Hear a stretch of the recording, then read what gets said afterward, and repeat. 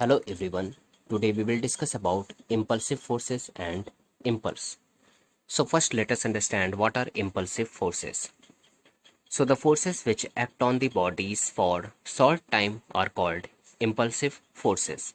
Let us understand it with some examples.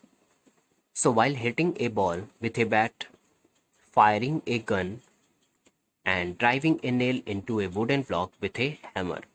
All these three examples shows that the force act on the body for only a short duration of time. Hence, we can say that in all these three situations, the force to be impulsive forces. But students, it is not possible to find the value of impulsive force because its value changes from 0 to maximum and again from maximum to 0 in that short duration of time for which it acts. That's why we need to find the total effect of the force in this short duration of time. So the total effect of force in that short duration of time is known as impulse. And in this way, impulse is defined as product of force and time for which the force acts on the body. Hence, we have the following expression: impulse is equals to force into time. Let us find one more expression for impulse with the help of Newton's second law of motion.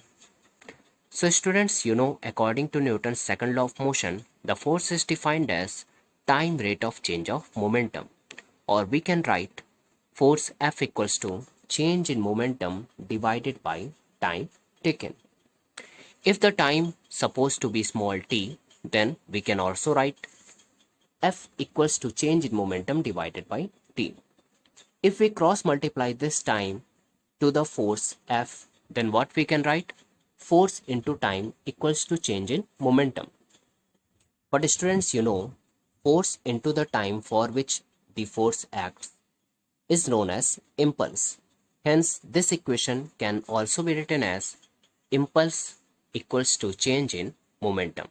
So thank you, students.